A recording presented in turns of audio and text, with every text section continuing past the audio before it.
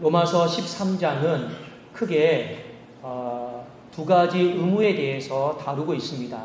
하나는 교회가 국가에 대해서 어떤 의무를 감당해야 되느냐, 다른 하나는 교회가 또 성도가 이웃에 대해서 어떤 의무를 감당해야 되느냐, 이 두 가지 관점 속에서 다루고 있습니다.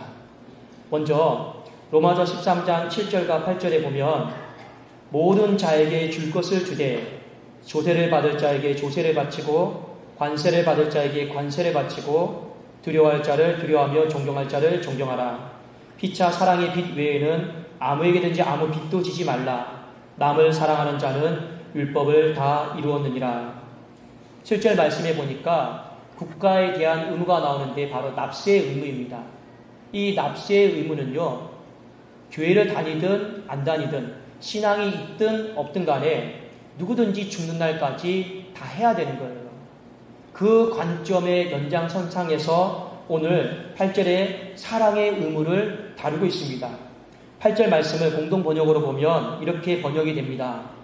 남에게 해야 할 의무를 다하십시오. 그러나 아무리 해도 다할 수 없는 의무가 한 가지 있습니다. 그것은 사랑의 의무입니다.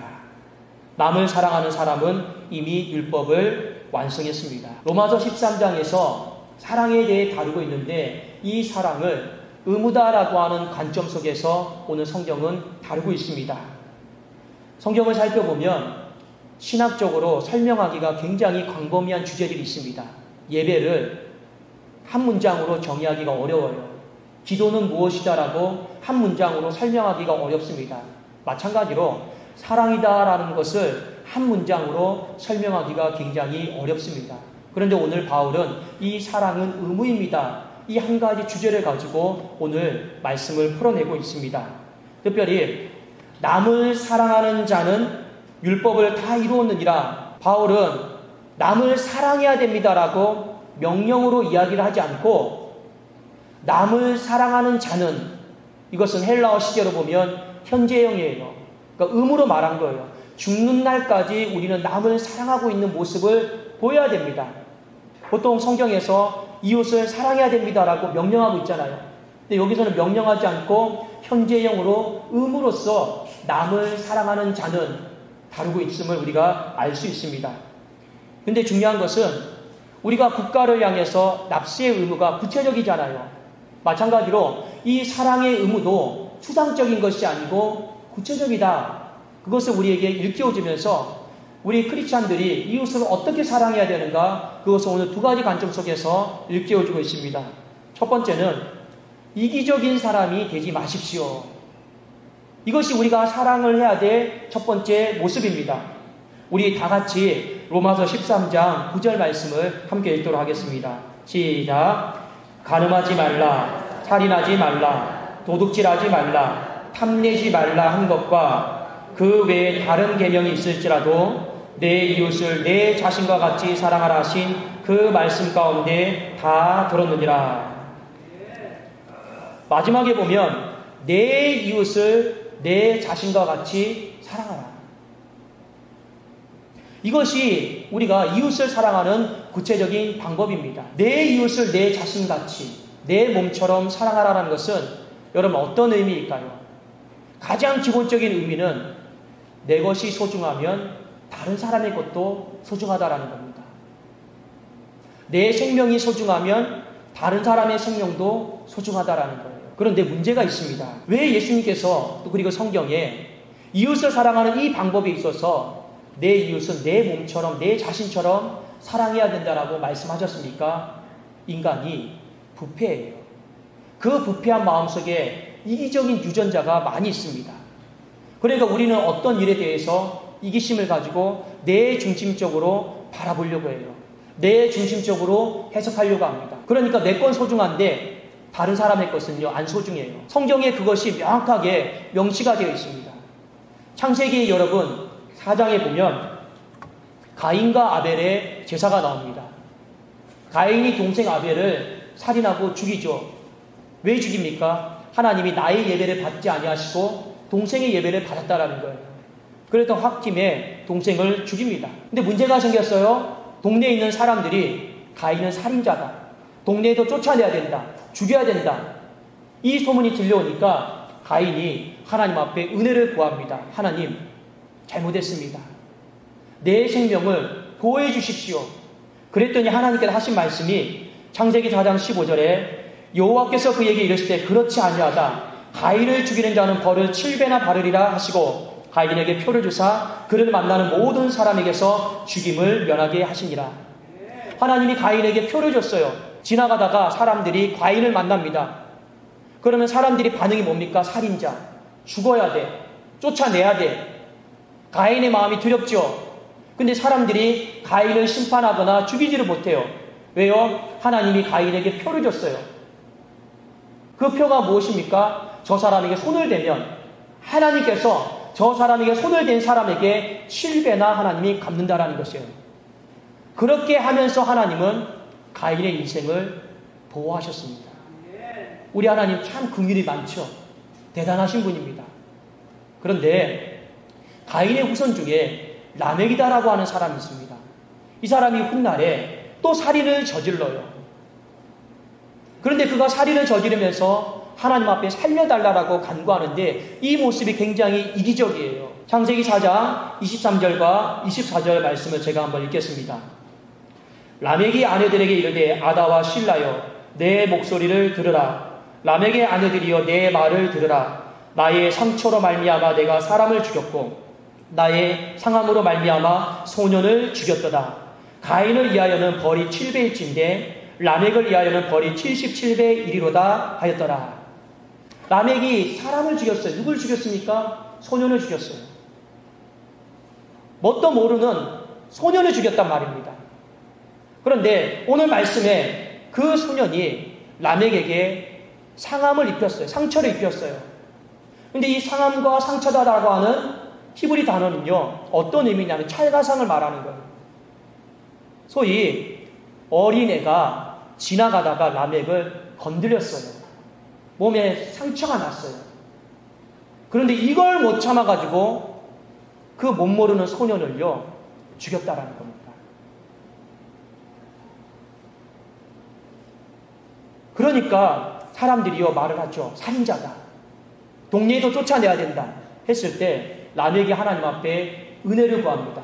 하나님, 가인을 위해서는 하나님이 7배로 갚는다 하지 않았습니까? 나에게도 표를 주셔가지고 77배로 갚아주십시오. 얼마나 여러분 이기적인 모습입니까? 본인은 아무것도 아닌 것 가지고 다른 사람에게 찰가상 당한 것 때문에 소년을 죽였는데 그 소년의 생명은 하찮게 여기면서 자기의 생명은요 77배나 보존해달라고 살려달라고 말하는 이 모습이 바로 인간의 부패한 모습이고 이기적인 모습입니다. 내 생명이 귀하면 그 소년의 생명도 귀하잖아요. 그런 관점 속에서 오늘 로마서 13장 9절에 간음하지 말라 했습니다. 내 가정의 순결이 중요하면 다른 가정의 순결도 중요하다. 도둑질하지 말라 했습니다. 내 물건이 소중하면 다른 사람의 물건도 소중하다. 그런데 우리의 실상은 무엇입니까? 내 가정의 순결은 중요하면서 다른 가정의 순결은 깨뜨리려고 그래요.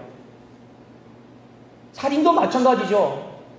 내 생명이 소중한데 다른 생명은요 더 여러분 귀하게 여기지 않아요. 도둑질? 내 물건은 중요한데 다른 사람의 물건은 탐이 나면 뺏어오려고 그래요. 이게 인간의 이기적인 마음입니다. 저도 가정에서 참 제가 이기적이다라고 하는 생각이 들 때가 있습니다.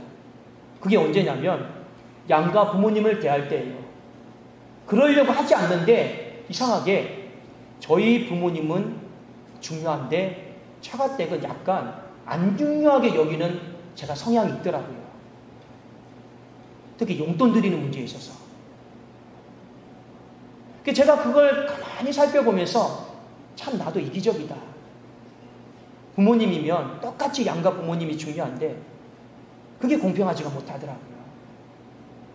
부끄러운 고백이지만 우리 모든 사람들에게는 이기적인 마음이 있습니다. 내 중심적으로 바라보고 내 중심적으로 해석하려고 하는 그런 마음들이 있습니다. 그런데 하나님은 우리에게 말씀하셨어요. 이기적인 모습을 버리고 다른 사람의 유익을 구하라는 거죠. 본문에 남을 사랑하는 자, 이 사랑은 헬라어로 아가파오입니다. 조건 없는 사랑입니다. 계산하지 않고 사랑하는 거죠. 그런데 하나님께서 우리에게 조건 없는 사랑에 대해 말씀하실 때 그 출발점이 무엇이냐면 바로 내 것이 소중하면 다른 사람의 것도 소중하다. 그것이 출발점이에요. 사랑하는 우리 성도님들, 하나님께서 우리에게 무작정 사랑하라고 한 게 아닙니다. 가장 기본적인 것, 내 생명, 내 물건, 내 감정, 그것이 소중하면 다른 사람의 생명, 다른 사람의 감정, 다른 사람의 재산도 소중하다라는 거예요. 내 자녀가 소중하면 다른 사람의 자녀도 소중한 거예요. 그것이 여러분 아가파오, 조건 없는 사랑의 출발점입니다. 그런 마음으로 사랑하십시오. 그것이 오늘 하나님께서 우리에게 보여주신 사랑의 구체적인 첫 번째 모습입니다. 두 번째, 우리 로마서 13장 10절 말씀을 함께 우리 읽도록 하겠습니다. 시작. 사랑은 이웃에게 악을 행하지 아니하나니 그러므로 사랑은 율법의 완성이니라. 하나님께서 우리에게 말씀하시는 구체적인 사랑의 두 번째 모습은 세우고자 하는 헌신하는 사람이 되라라는 겁니다. 본문에 사랑은 이웃에게 악을 행하지 않는다 했습니다. 이 악이다라고 하는 것은 어떤 도덕적인 교훈을 말하는 게 아니에요. 이 악은 헬라어로 카코스라고 하는 뜻인데 그 원뜻이 뭐냐면 파산시키다, 뼈를 약화시키다, 파멸시키다. 그러니까 이 악은요, 무너뜨리다라는 의미예요. 사랑은 이웃에게 악을 행하지 않는다. 이것은 어떤 의미입니까? 사랑은 이웃에게 뼈를 약하게 만들고 파멸시키고 무너뜨리는 게 아니고 세우는 것입니다. 그 이야기를 지금 우리에게 하고 있습니다. 여러분, 요한복음 3장 16절에 보면 하나님이 세상을 이처럼 사랑하사 독생자를 주셨으니 이는 저를 믿는 자마다 멸망하지 않고 영생을 얻게 하려 하십니다. 성부 하나님께서 아들 예수 그리스도를 이 땅에 보내주셨습니다. 왜 보내주셨습니까? 사랑하시니까. 그것이 요한복음 3장 16절의 말씀인데 그 뒤에 17절에 보니까 하나님이 그 아들을 세상에 보내신 것은 세상을 심판하려 하심이 아니요 그로 말미암아 세상이 구원을 받게 하려 하심이라. 하나님이 아들 예수님을 세상에 보낸 건 사랑 때문에 보낸 거예요. 그 사랑은 심판은 무너뜨리는 것이고 구원은 세우는 것입니다. 하나님께서 보내신 목적이 뭡니까? 사랑이잖아요. 사랑은 세우는 거다라는 거 우리에게 분명히 말씀해 주고 있습니다. 그래서 하나님은요, 부정적인 말을 좋아하지 않아요. 무너뜨리는 말, 험담하는 말, 악한 말을 하나님은 기뻐하지 않습니다. 반컵의 물이 있거든 반밖에 안 남았어? 이 말보다는 아직도 반이 남았구나. 희망적인 말을 하나님은 원하시는 거예요. 조금 저 사람이 부족해도 잘할 수 있겠지. 이 말을 원하는 거예요. 왜요? 사랑이다라고 하는 자체가 무너뜨리는 것이 아니고 세우는 것이기 때문에 그렇습니다. 그런데 오늘 사도 바울은요, 사랑은 이웃에게 악을 행하지 않습니다 하고 그 다음에 마지막에 사랑은 율법의 완성입니다. 이 말을 하고 있습니다. 여러분, 율법은 이미 2000년 전에 완성이 됐어요. 어떻게 완성이 됐냐면 예수 그리스도의 십자가로 말미암아 주님이 십자가상에서 다 이루었다. 완성이 되었습니다. 그런데 오늘날 우리에게 사랑은 이웃에게 악을 행하지 않으면서 우리가 이 율법의 완성을 이루는 삶을 살아야 됩니다라고 또다시 요구하고 있습니다. 어떤 의미일까요? 주님이 율법을 어떻게 완성시켰습니까? 사랑하는 마음을 가지고 어떻게 세워나가셨냐라는 거예요. 바로 십자가입니다.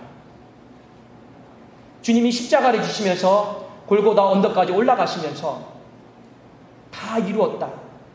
이 십자가의 정신을 가지고 완성을 이루셨습니다. 마찬가지죠.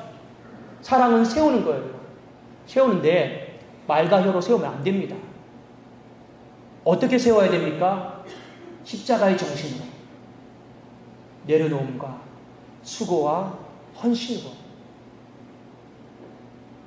그 십자가 지고 세워나가야 된다는 거예요. 그것이 바로 사랑은 이웃에게 악을 행하지 않고 사랑은 율법의 완성입니다. 바로 그 의미입니다. 여러분 기억하십시오. 사랑은 감정이 아니에요. 의무입니다. 그렇다고 해서 하나님이 우리 안에 있는 이 감정에 대해서 무시하는 것이 아닙니다. 하나님은 우리가 감정에 대해서 느끼는 것에 대해 다 허용을 하셨습니다. 한날의 괴로움을 느끼는 것을 허용하셨어요. 분이 나는 것도 허용을 하셨습니다. 그러나 성경은 한날의 괴로움은 그날로 족하다 했고 분을 내어도 죄를 짓지 말라 하셨습니다. 감정은 허용하시되 감정을 다스리고 극복하라는 거죠. 예수님이 십자가를 지실 때 감정에 의존해서 십자가를 지었으면 절대로 골고다 언덕까지 못 올라갑니다. 너무 힘드니까요. 그런데 주님의 그 십자가 정신은 무엇입니까? 내가 이 민족을, 이 죄인을, 이 이기적인 사람을 내가 살려야겠다라고 하는 의무였어요. 말씀의 의무를 다하고자 함이었습니다. 그 속에서 헌신했고 기도했고 다 내려놓은 거예요. 그 감정을요, 멸시와 조롱과 침뱉음과 매맞음을요, 그 감정을 다 다스리고 극복한 거예요. 말씀에 대한 의무를 다하기 위해서요. 우리에게 필요한 것이 바로 그겁니다. 세상과 달라야 되는 그 사랑, 우리가 이웃과 관계를 맺어야 될 사랑의 모습이 바로 그런 사랑이다라는 것이죠. 우리 성도님들, 우리 안에는 부패성으로 말미암아 이기적인 모습이 너무 많아요. 내가 본 것이 맞다라고 생각하고 내가 들은 것이 맞다라고 생각하고 모든 것들을 내 중심적으로 우리는 다 해석하려고 합니다. 그만큼 우리는요, 이기적인 사람이에요. 그러나 고린도전서 13장의 사랑은 자기의 유익을 구하지 않는 데 있습니다. 이기적인 모습을 버리고 이타적으로 가야 되는 것이죠. 사랑은 또 무엇입니까? 무너뜨리는 것이 아니고 악을 행하는 것이 아니고 세우는 거예요. 그래도 여러분, 지난주에 설교 말씀처럼 비록 그 인생이 불에서 꺼낸 그슬린 나무라 할지라도 사탄은 버리십시오 했지만 하나님은 세우고자 했습니다. 왜요? 하나님의 마음은 사랑이시기 때문에 그렇습니다. 우리에게 진실로 필요한 것이 무엇입니까? 바로 이 사랑의 마음입니다. 이 사랑을 감정에 여러분 치우쳐서 감정에 휘둘려서 해도 되고 안 해도 되고 그런 성질의 것의 사랑이 아니에요. 성경은 오늘 로마서 13장에 사랑은 의무다라고 했습니다. 그 의무가 구체적이에요. 나라에 세금을 내는 것처럼 구체적인 모습으로 우리에게 나오고 있지 않습니까? 이 말씀을 우리 서로 잘 기억하시고 그 위대한 사랑으로 말미암아 이웃과의 관계가 회복이 되어지고 하나님의 나라가 더 충만하게 펼쳐지는 은혜가 있기를 주님의 이름으로 축원합니다. 기도하겠습니다.